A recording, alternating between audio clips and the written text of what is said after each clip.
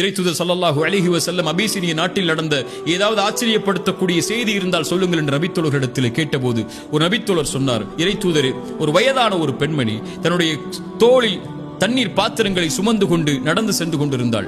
அப்போது அங்கிருந்த வாலிபர்கள் அந்த தண்ணீர் பாத்திரத்தை அந்த பெண்ணை இழிவுபடுத்துவதற்காக தட்டிவிட்டு அந்த பெண்ணையும் கீழே தள்ளிவிட்டார்கள். கால் வழிக்கு அந்த பெண் கீழே விழுந்தவள் எழுந்து ஒரு வார்த்தை சொன்னால், இறைத்தூதரே, அது எங்களை ஆச்சரியப்படுத்தியது. என்னை அநீதம் செய்தவனே, நாளை மறுமை என்ற ஒரு நாள் வரும், இறைவன் சிம்மாசனத்தை அமைப்பான். முதலாவவர் முதல் இறுதியான மனிதர் வரை எல்லோரைகளையும் ஒன்று கூட்டுவான்.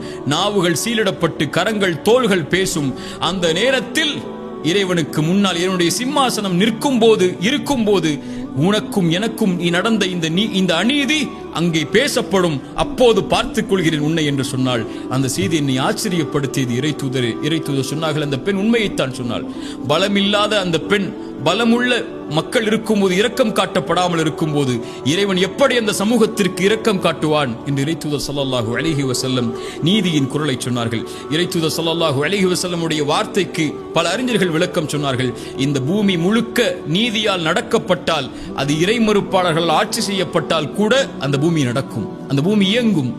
ஆனால் பூமி முழுக்க அநீதம் மேலோங்கிவிட்டால் அதை ஆட்சி செய்பவர்கள் இறைவனை நம்பிக்கை கொண்ட முஸ்லிம்களாக இருந்தாலும் இறைவன் ஒருபோதும் அந்த சமூகத்தை வழிநடத்த விடமாட்டான் என்று இறைத்தூதர் ஸல்லல்லாஹு அலைஹி வஸல்லம் உடைய வார்த்தைக்கு விளக்கமாக பல அறிஞர்கள் சொன்னார்கள். இறைத்தூதர் ஸல்லல்லாஹு அலைஹி வஸல்லம் சொன்னார்கள், அநீதத்தை பயந்து கொள்ளுங்கள், அதுதான் மறுமையில் இருக்கக்கூடிய இருள்களில் மிக அதிகமான இருளாகும் என்று இறைத்தூதர் ஸல்லல்லாஹு அலைஹி வஸல்லம் அவர்கள் சொன்னார்கள். இறைத்தூதர் ஸல்லல்லாஹு அலைஹி வஸல்லம் சொன்னார்கள், இந்த பூமியில் இருக்கக்கூடிய சில பாவங்களுக்கு தண்டனையை இறைவன் விரைவாக முற்படுத்துவான், அதை விரைவாக கொடுக்க வேண்டும் என்று இறைவன் நாடுவான். அதில் ஒன்று பெற்றோர்களுக்கு மாறுபட்டு நடத்தல், இன்னொன்று அநீதம் செய்தல். அநீதம் செய்பவனுக்கு நீதியை நிலைநாட்ட இறைவன் நாடுவதை தான் விரும்பி நாடுகிறான், விரைவாக அவனுக்கு செய்வதை என்று இறைத்தூதர் ஸல்லல்லாஹு அலைஹி வஸல்லம் அவர்கள் சொன்னார்கள்.